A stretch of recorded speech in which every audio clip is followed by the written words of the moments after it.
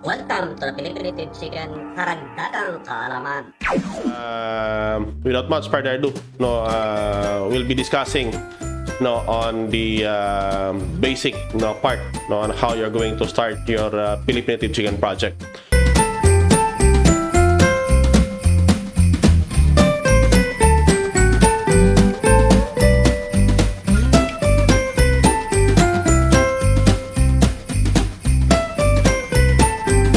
What they call the preliminary steps in the establishing of a PNC project, and there are various means on how you are going to acquire information pertinent on the production. But this is more what they call the commercial production, because the commonly technology shared by various institutions they used to focus in terms of what they call the backyard scale of production. But at Central Philippine University, dito sa my Philippine Native Chicken, we are the one promoting for what they call the commercial scale of production of Philippine Native Chicken. Isa kasi ito sa mga mandate namin dito is that na kung saan the technology and how really to produce native chicken in commercial scale, given that the demand right now is higher. Also the awareness of every person or consumers that consuming native chicken that is really grown free from synthetic chemical can help to boost our immune system. These informations, particularly on the starting, you will be informed on what to do. Otherwise, kasi as what we have experienced then, that we conducted series of seminars then involving thousands of participants, but the problem that we encountered is that how many of the participants that we have were able to implement the project properly. That is why that at Philippine Native Chicken, this is what we are doing right now, that sharing information, what are the really preliminary steps that we are going to do if you are going to get into in this kind of project. First, as what you mentioned, is that it is what they call the formal schooling. So when we say about formal schooling, you enrolled in a certain university or state university or colleges to take up what they call the agriculture course. But there are right now the changes in curriculum that used to incorporate what they call the entrepreneurial course within the agriculture. That is why that we are calling that usually in our live stream as the agripreneurs. Meaning when we say about agripreneurs, those are what they call the graduates, or maybe those individuals that would like really to go into agriculture and focusing agriculture as a business, and not only as means of sustenance in the daily needs. Pag sinabi natin sustenance kasi, ibig sabihin po, kung maka-harvest ka ng palay, okay lang, at saka yung harvest mo na yan, it will be used for what they call the household consumption. But speaking about agripreneur, meaning that we are looking on the expenses and the income, and how you're going to derive what they call the profit, or what they call the bottom line. And those bottom line, you must find means on how to increase the bottom line. Otherwise, because if your bottom line is negative, meaning hindi maganda yung pagpatakbo ng business. And that is what when we say about formal schooling, you really engage directly in school, taking up the course of agriculture, and that is poultry agriculture, and maybe for species agriculture in animal science, because animal science is really intended to care about animals. But meaning of science, it incorporate business and arts in science as business, art, and science into one paradigm as what they call the animal science. And discussing some of this topic that pertinent to poultry production. But as far as I know, in the whole country right now, the focus is more on the commercial breeds. And if there are some institutions or the school or colleges that discuss on native chicken, it is more on what they call the backyard scale of production. And that is why that at Central Philippine University, when we established this station way back in 2012, we're really promoting commercial scale of production of native chicken, given the demand. Because in 2002, when we conducted studies dito po sa Central Philippine University, determining what they call the market demand of native chicken in Iloilo City alone. Now, that is about 18,000 demand. Now, given the daily supply, the average of about 2,500 per day. That's how huge is the supply of native chicken in Iloilo. But still, the requirement is still the supply could have still met the requirement. So that is why that for others, they took what they call the formal education. Only that because of the lack of specialization in native chicken. And the promotion then is more on what they call backyard scale of production. That is why that seldom you can find institution or what they call the higher education institution dealing on commercial scale of production of native chicken. And that is in the Central Philippine University that we used to start this kind of undertakings. But the next is what they call the e-learning platform. E-learning platform. So when we say about what they call the e-learning platform, instead of coming to school right now, because of what they call the pandemic or the COVID-19, innovation in teaching pumasok na. But that is what they call the innovation on behalf of the negative effect of COVID-19. But still, it opens opportunity for those who would like to learn. If you don't have the time or the pleasure of time to go in the college and the formal institution that you really have to go every day in the school, but with this e-learning platform, even from where you are in a part of the world, you can enroll to the course. And this is what they call what we are doing in right now, using what they call the e-learning platform, using what they call the Google. Then, aside from what they call the e-learning platform, you can have it be done na kung saan po the social media uses what they call that e-learning platform. And the live streaming that we have, that is also one way that you can learn and then interact with the bloggers as a means of extending more information on it. Maybe asking something to those topic that you'd like to be cleared or you want further explanation. And that is what I call the essence of e-learning platform. So we have what they call the formal schooling as a process whereby you are going to acquire what they call the e-learning process, the learning experiences. The formal schooling, the e-learning platform, and the third learning experience that you can have is what they call the seminar. Kasi noon, before the COVID, we are still allowed to do what they call the face-to-face seminar. That is why that noon sabi ko nga sa inyo that at Central Philippine University, there are hundreds and even thousands of attendees of seminar that we have here at Philippine Native Chicken. The only thing that I've missed to share is that the basic information. I keep on discussing about how to raise native chicken, but as to the steps on how you're going to really to start, I really missed it to discuss. Now, because of those limitations, it come up with this new learning experience. Is doing what they call the webinar, and this is what we are doing in right now. Actually, the webinar is another form of the e-learning platform, whereby instead of doing what they call the face-to-face discussion, now what we are doing in right now is that discussing over the network of internet from wherever you are. This is one way that used to improve the delivery of technology transfer among the raisers of Philippine Native Chicken.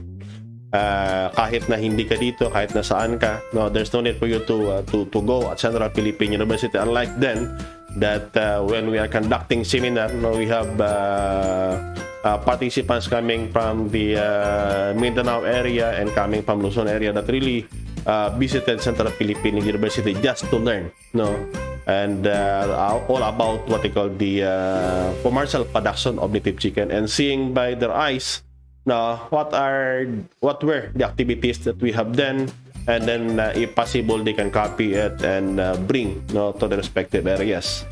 Aside from these innovation as part of the learning experience, the other one is what they call the skills immersion project. So when we say about the skills immersion project, actually this is a new word on how the on-the-job training is being connotated. Kaya lang when we say about on-the-job training, it is more on focus on the students. But when we say about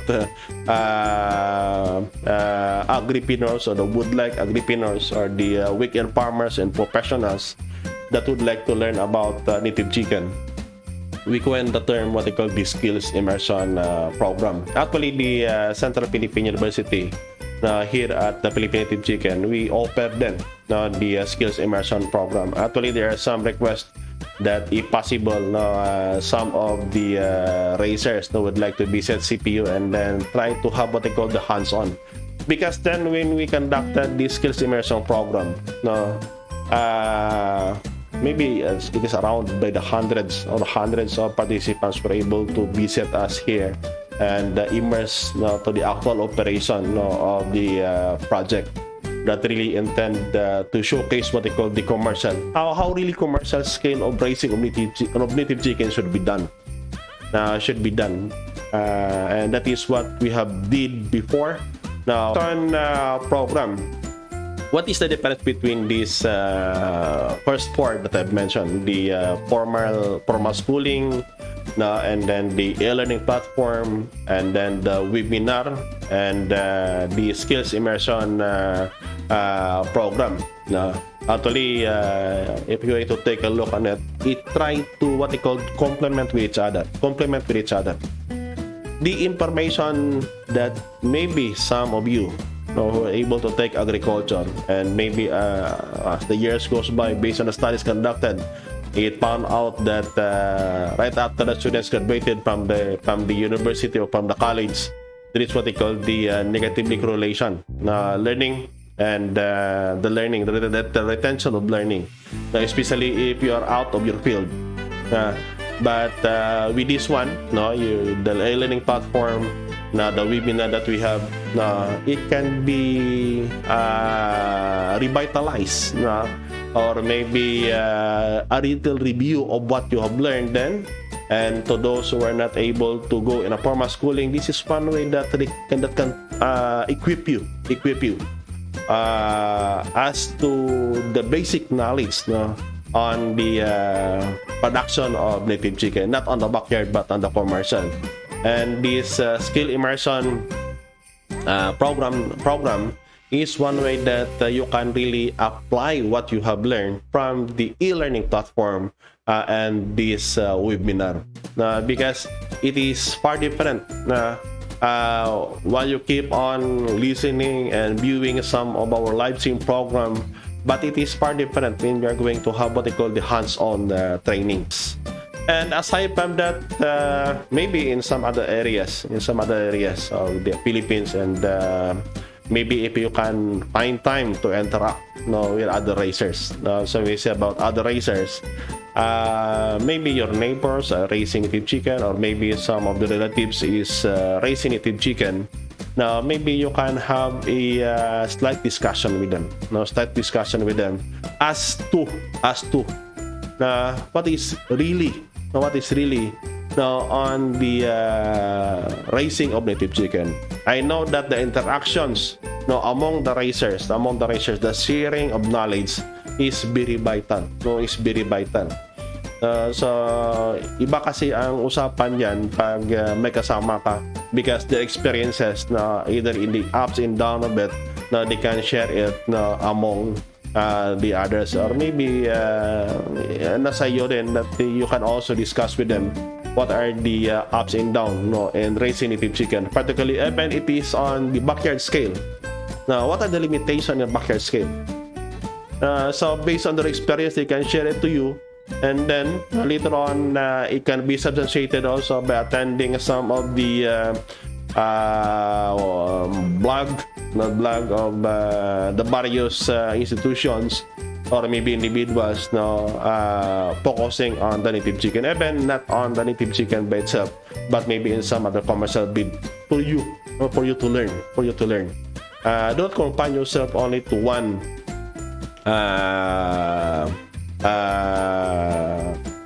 seminars or maybe one person, but try to consult others also, because there are different point of views from various individuals.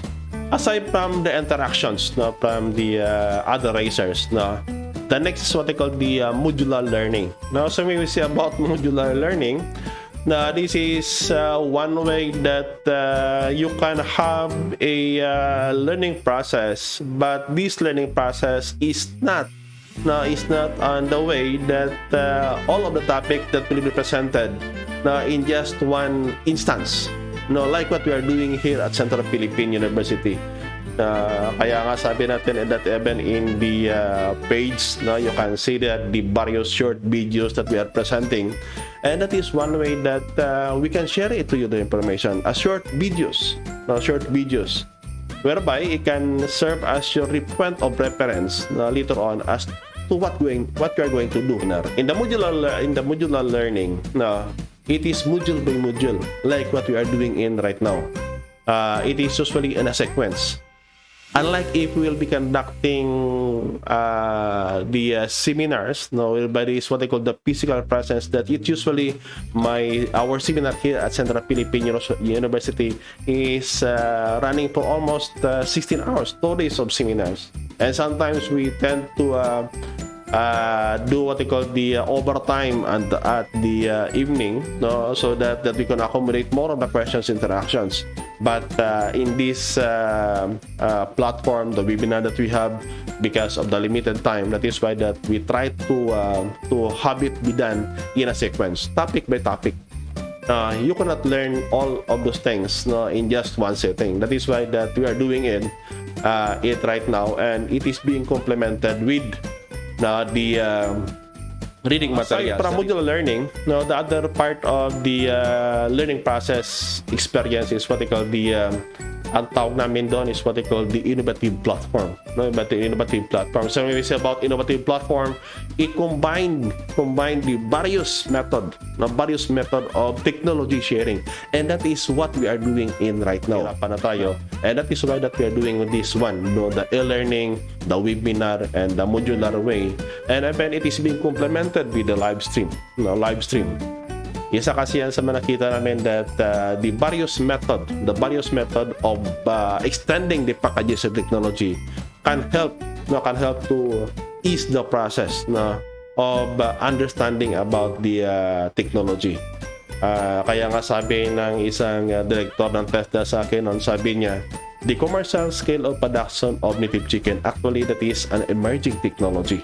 That is why if you're going to surf the internet or the Google or any web browser that you have, if you're going to type the commercial scale of production of Philippine native chicken, you will be automatically be channeled to our page, because we are the one that used to promote this kind of production. So innovative platform in the sense that kailangan natin kasi otherwise if will be only be contented of one learning platform to share this information, baka po may nakalimutan kayo o makaligtaan kayo, and that is the great consideration that we have dito po sa may Central Philippine University.